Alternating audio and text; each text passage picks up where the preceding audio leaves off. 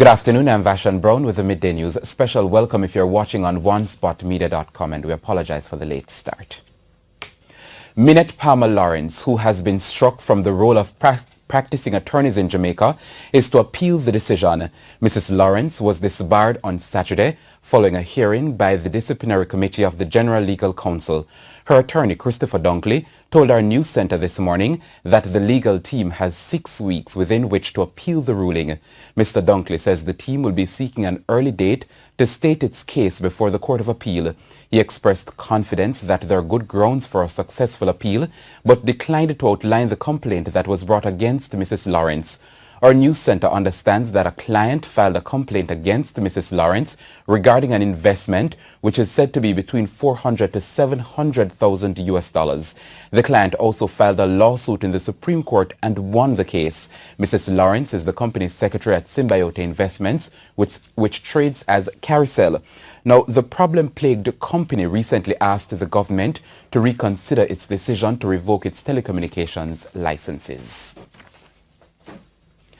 The Nurses Association of Jamaica staged a march on the weekend calling for an end to violence against women and children, particularly their colleagues. According to the NAJ, quite a number of their nurses are in abusive situations but are afraid to speak up. The NAJ says some have even brutally lost their lives. Here's TVJ's Shamela Mitchell. Of the over 3,000 nurses registered with the Nurses Association of Jamaica, NAJ, 1 in every 4 has been in abusive situations. That's according to statistics provided by the NAJ. The NAJ decided to take a public stance on the issue by staging a march on the weekend calling for an end to such abuse. Organizer of the march, Nurse of the Year for 2017-2018, Natalie Hilton-Levy, says the issue hit home even harder after a nurse was murdered by an ex-lover late last year. This year, Ophelia Wollaston was brutally murdered by her ex-consort. And so it came right home. It came into our bedrooms. And so this year we thought that we would use her as the face of our campaign to say that as much as we look at it and think that it is at arm's reach, it is not close to us, it is. NAJ First Vice President Patsy Henry says from her many years of experience, a challenge in truly addressing the problem is that some nurses are afraid to speak out when they are being abused. I remember when I was going to the funeral for Nurse Wollaston, one nurse came in and she said, "Sister, he is going to kill me." There is a lot of it happening because remember that nurses are from the society and this is wide in the society, so it affects us, but a lot of nurses don't speak up because I don't know, it's taboo or the embarrassment of speaking out against this. Well, at times I don't know what to say or how to relate to them. So what I sometimes do, I refer them so they can get counseling and get out of the situation. Nurse Hilton-Levy says these abusive situations also affect family life. She pointed again to the case of Ophelia Walderson, who was the sole breadwinner in her family at the time of her death and has left behind 2 children below the age of 3 years old. We know it is not easy for them right now. And the Nurses Association of Jamaica, with the support of LASCO, and has taken the initiative to try and raise funds. We have set up a bank account and we're hoping that people will continue to donate and the process will continue. But these are small children and they're at an age that they're very influential. And we don't want them to take the thought that my mother was murdered with them, because that is how future murderers come about. But we're saying to them that, look, there is still good in the society. We're here for you. Part proceeds from the march will also go to the Women's Center in Montego Bay, St. James. Shamela Mitchell, TVJ News. Chief Justice Brian Sykes has cautioned the justices of the peace to ensure that legal standards are met before signing warrants for the police. Addressing lay magistrates in Clarendon on the weekend, Chief Justice Sykes stressed that JPs should not feel pressured into granting warrants simply because a request is made. It's usually when we are under stress that our values really become known and what values we hold near and dear. And the rule of law, especially in difficult times, is absolutely vital. Why is this? because there's a temptation at times to ignore procedures, ignore the steps, ignore the appropriate procedures because it is felt that we are going to be apprehending some known, famous or infamous criminal or some dangerous person. But that person also has rights. He also warned against the signing of blank warrants. He also reminded the JPs to keep a log of the reasons police give for issuing warrants. Chief Justice Sykes insists such reasons should be given under oath. Why is this important? It is important because a warrant authorizes the state through the police officer to enter somebody's property against their will. Because essentially what a warrant does is that it prevents the police officer from being a trespasser.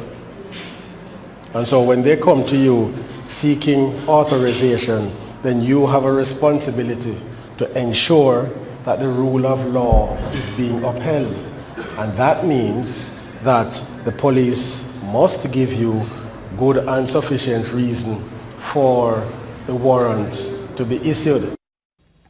A St. Elizabeth family is this afternoon struggling to come to terms with the drowning of 13-year-old Carlton Sylvester in a section of the Black River on Sunday. The first former at Monroe College had reportedly gone with his brother and a female to bathe at a section of the river near the Holland Cane Field sometime after 7 in the evening.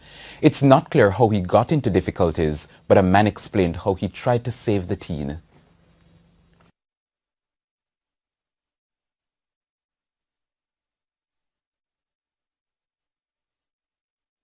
I take off my clothes, start dive a search him. Somebody now come in the water, I'm alone now till my brother come, and my brother find him. I take him out, put up on the line, so. I take him up and put on the line, so water run out of his nose. His uncle says it's been a difficult time for the family. Before I go alone, I go pick up some money from my boss. Me see if me one and the second one I come a river, I turn them back. That's why I don't come down from last night, you know. All me come, me feel, and I don't come down here. And this man say me I come take a look and me make sure I carry them to where we love the water, can show them we party in John. A Gleaner vendor who was involved in a bike crash in Manchester on Thursday night has died. Richard Campbell, better known as Malvo of Goshen, St. Elizabeth, died on Sunday morning at the Kingston Public Hospital. He was a pillion on a motorbike which reportedly slammed into a parked car on the Prospect Main Road about 10:30 Thursday night. TVJ News understands that both men were flung from the bike. The other man is said to be in serious condition. The Housing Agency of Jamaica says it's pushing to get new land titles for 8,000 informal residents. Speaking on TVJ's Smile Jamaica program on Monday, HAJ's Senior Manager for Community Development, Nakia McMorris, explained that the residents have not yet finished paying for their lands. However, she says the HAJ already has the titles. The government had plots of land on which people were living, and so they said, let us now go ahead and start to regularize persons. Okay. So then the property was splintered, so then HAJ is a hold of those titles, and our job is now to get the titles out. Mrs. McMorris adds that the residents can get their land titles whether they have been paying property taxes. Meanwhile, Managing Director Gary Howell noted a challenge in managing untitled lands. Critical things about title never. It helps us to identify, one, the person who really owns the land. Because you find some persons now, you were allocated a lot, but guess what? You didn't come in and settle, somebody else goes in and take over the land. And it is causing problems. So we are trying to encourage the persons who have been allocated to come in and get their title so they can show legal status. Yep. Councillor for the Mayersville Division in St. Elizabeth, Leighton Smith, has issued a warning regarding the Essex Valley water pipeline. The pipeline is to be brought into commission for communities affected by the alumina operation in the parish. Speaking at a PNP divisional conference at the Warminster Community Centre on Sunday, Mr. Smith claimed that changes were being made that would affect the communities which are to benefit from the project. He warned that he would be putting up a resistance to the adjustments as the project was originally negotiated to compensate for the dust pollution affecting the water in several communities. Run the pipe in my housing scheme and say they don't have no more money to put no more pipe in none of the district. Now they put in the lift pump in here and they are planning to come down this year to make them big launch to put water in the pipe. They're not going to pump water from my housing scheme only. They are planning to put in the water in the junction and then the other citizens who have been affected will have to wait. Over my dead body comments, it won't happen. The councillor has suggested that the residents of the affected communities should make their disgust known through protest. He's also warning that he'll be leading that charge to take the protest action to the streets. Comments, let me tell you this. I am ready to block the road in Mayasville because the plan that they are having is to put the water in the junction before it reach you in the surrounding district comments. And let me tell you this, it's not going to happen. To news on the political scene now. In the wake of sparring words within the Jamaica Labour Party JLP camp, Director of Communications in the Prime Minister's office, Robert Morgan, has commented on whether the party leaders should intervene. Sitting MP Pernell Charles has responded with anger over Mr. Morgan's expressed interest in succeeding him when he retires from representational politics in the Clarendon North Central constituency.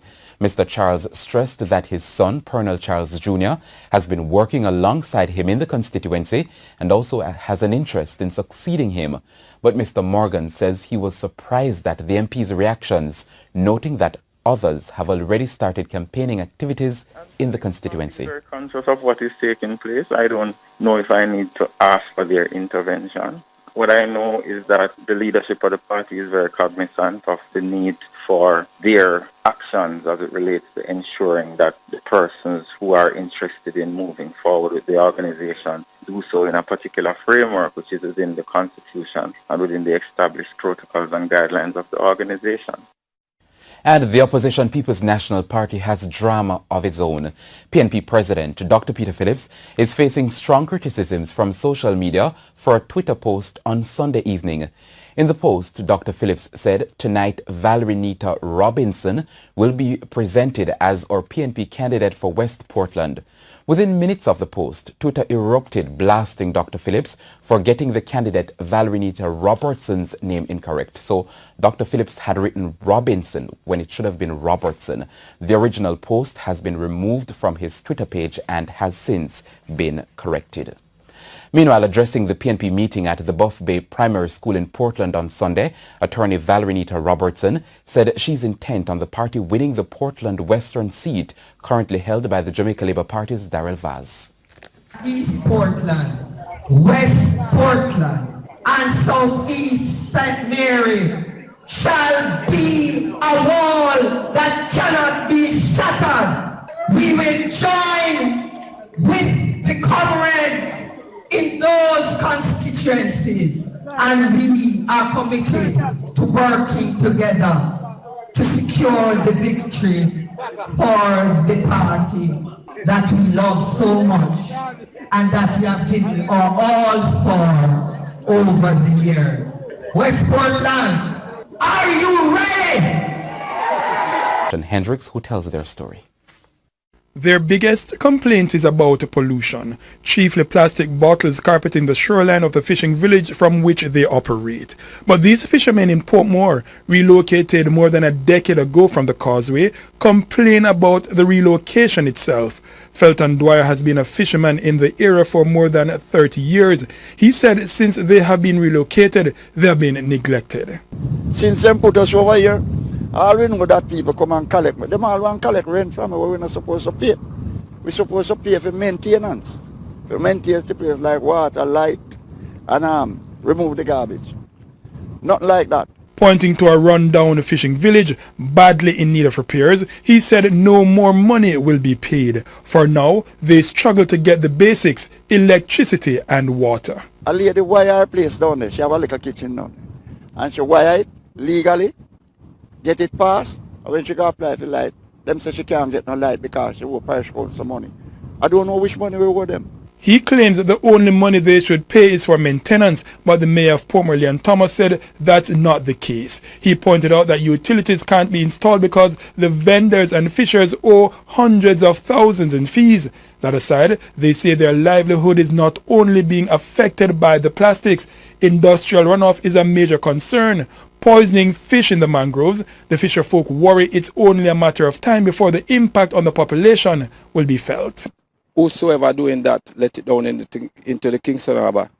Abstain from doing so. Then there is another matter.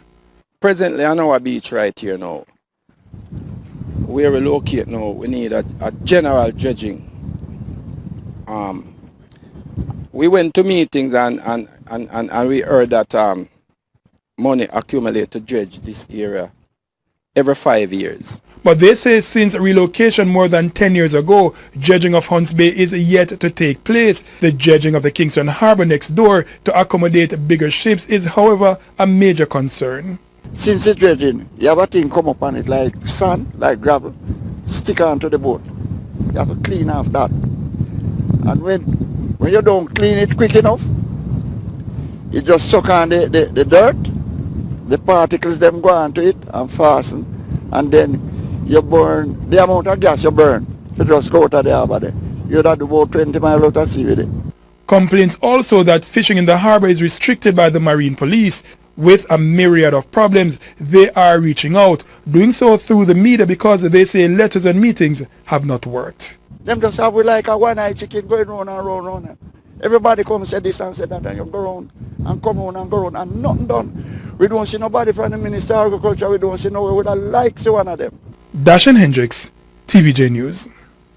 The Halfway Tree Police have launched a manhunt for a group of gunmen who opened fire on mourners along Waltham Park Road in St. Andrew this morning, leaving 2 dead and others nursing gunshot wounds. A hearse driver employed to a corporate area funeral home was among those killed. Here is TVJ's Shamela Mitchell with that report. The all too familiar yellow tape. It's minutes after 10 Sunday morning.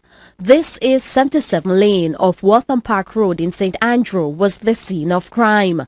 The area is now tense after gunmen went in on a funeral procession and fired several shots.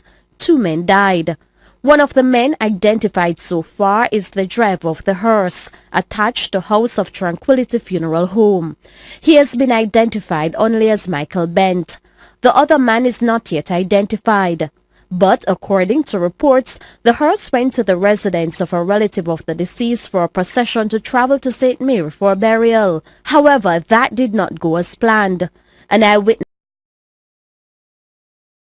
The two that will get killed, the hearse driver and another guy was right near in my eyeball. I could see them, you know. Okay. And I understand that further down the lane, about 1, 2, 3, about 3 more people get injured a gunshot too, but I don't think it's a life-threatening situation. The police then came on the scene and the body of the man killed on spot removed and the other injured man taken to hospital. However, the driver of the hearse later died while undergoing treatment. Funeral director at the House of Tranquility, Joseph Cornwall, is concerned. It affects the industry totally. It's not just something that is happening in Kingston, but it's all over the island. Mr. Cornwall says going forward, they will now have to re-examine how they proceed with some funeral arrangements. Well, we'll have to speak to the police high command to get guidance and for instructions as to how we take bodies to the late residents prior to going to the place of the funeral service. Shamela Mitchell, TVJ News. The police in Hanover seized 4 ammunitions, 4 firearms and 34 assorted rounds of ammunition during an operation in Lantop, Chester Castle, Hanover earlier today. The police made the find after responding to calls that shots were being fired in the area while searching premises. A Glock 40 pistol, a Springfield HS-2000 pistol, a 9mm pistol and a Smith & Wesson pistol along with the ammunition were found. A cap with police written on it was also found along with 3 masks and 120 lead sheets believed to be used in the lottery scam. In the meantime, 2 more of the 5 men who were listed as wanted by the Kingston Eastern Police turned themselves in at the Ellitson Road Police Station in Kingston. The men, who are both from Tivoli Gardens, Kingston 14, are David Biggs, otherwise called Alien, Wayne Peart, otherwise called Ratty. They were listed as wanted in connection with an ongoing murder investigation and were accompanied by their attorneys. The police are urging 27-year-old Lester Coke, otherwise called Bamity, who was also listed as wanted